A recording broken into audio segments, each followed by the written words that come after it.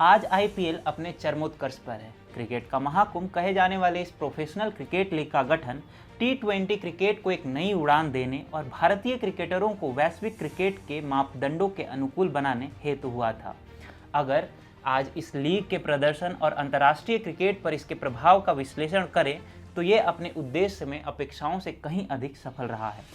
लेकिन जिस व्यक्ति के कारण आज आईपीएल इतना सफल है, जिस व्यक्ति ने आईपीएल को आज इस स्तर तक पहुंचाया है, आज उसी व्यक्ति की प्रशंसा करना तो छोड़िए, उसे कोई पूछता भी नहीं है। हम बात कर रहे हैं उद्योगपति एवं राजस्थान क्रिकेट एसोसिएशन के पूर्व अध्यक्ष ललित मोदी की, जिन्होंने आईपीएल को लेकर मास्टर प्लान बनाया था और उनके ही कारण आईपीएल की नींव पड़ी थी। टीएफआई पर आपका स्वागत है और मैं अभिनव आज आपको बताने जा रहा हूं कि आखिर ये ललित मोदी हैं कौन और इन्होंने ऐसा क्या किया कि आईपीएल जैसे सफल क्रिकेट टूर्नामेंट की नींव पड़ने के बाद भी ये मारे मारे फिर रहे हैं। दरअसल ललित मोदी प्रसिद्ध उद्योगपति गुजरमल मोदी के परिवार से नाता रखते हैं, जिनकी गिनती भारत के शीर्ष उद्योगपति परिवारों में से हुआ करती थी।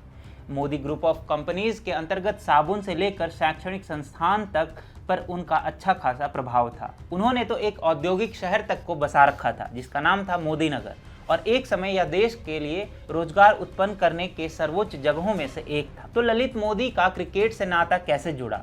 असल में वह अमेरिका के स्पोर्ट्स लीग से बेहद प्रभावित थे और उन्होंने 90 के दशक में ही बीसीसीआई को एक प्रोफेशनल लीग आयोजित करने का सुझाव दिया था। हालांकि बीसीसीआई ने उनके सुझाव को गंभीरता से नहीं लिया, लेकिन 2005 में जब जी मीडिया ग्रुप ने पूर्व क्रिकेटरों के साथ मिलकर कैरी पैकर लीग की शैली में इंडियन क्रिकेट लीग की घोषणा की तो बीसीसीआई सकपका गई। उन्होंने इस लीग को प्रतिबंधित कराने में तो सफलता पा ली थी, लेकिन उन्हें एक असरदार विकल्प भी ढूंढना आवश्यक था। यहीं से आरंभ होती है आईपीएल को लेकर ललित मोदी की कहानी। तब ललित मोदी पंजाब क्रिकेट एसोसिएशन के उपाध्यक्ष भी रह चुके थे और वे राजस्थान क्रिकेट एसोसिएशन के तत्कालीन अध्यक्ष थे।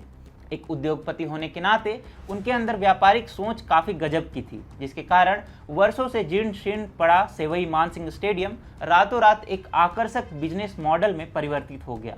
इसी मॉडल के बल पर ललित मोदी ने एक आकर्षक टी20 लीग का ऑफर दिया, जो न केवल बीसीसीआई के लिए व्यावसायिक रूप से हितकारी हुआ, अपितु भारत को टी20 क्रिकेट के लिए उचित एक्सपोजर भी दिया। अब मरता न क्या करता, बीसीसीआई को ललित मोदी का यह ऑफर स्वीकारना ही पड़ा। लेकिन 2007 में जब भारत ने टी20 विश्व कप के प्रथम संस्करण में विजय पाई तो यह अप्रत्याशित विजय बीसीसीआई के लिए एक सुनहरा अवसर भी सिद्ध हुआ। उनके लिए अब आईपीएल की मजबूरी एक जैकपॉट थी, जिससे उन्हें बेहिसाब धन मिल सकता था।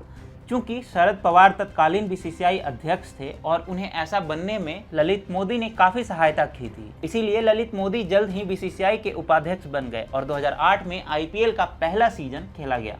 फिर ऐसा क्या हुआ, जो व्यक्ति शासन और बीसीसीआई के इतने करीब था, जिसके कनेक्शन इतने मजबूत थे कि कोई उसका कुछ न बिगाड़ सके, वो आज कहीं का नहीं है।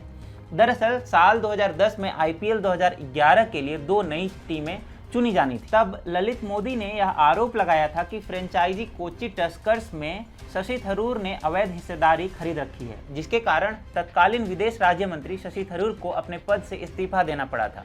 इसके पश्चात ललित मोदी पर कोच्चि की टीम ने आईपीएल से हटने का दबाव डालने का आरोप लगाया, जिसके बाद बीसीसीआई ने अपनी कार्रवाई में ललित मोदी को कथित तौर पर अनुशासनहीनता एवं वित्तीय अनियमितताओं का दोषी पाया और 2013 में उन पर पूर्ण प्रतिबंध लगा दिया। लेकिन तत्कालीन कांग्रेस शासन इतने पर ही नहीं रुकी। जिस व्यक्ति के कारण उन्हें इतनी प्रसिद्धि मिली, जिस व्यक्ति के कारण देश को आईपीएल मिला, उसे घोटालेबाज सिद्ध करने के चक्कर में उसे भारत से निकाल कर ही दम लिया। जिस विचार के कारण आज ललित मोदी अपने ही देश से बाहर रहने को विवश हैं, वही विचार आज पूरी दुनिया में क्रिकेट को लोकप्रिय बनाए हुए है।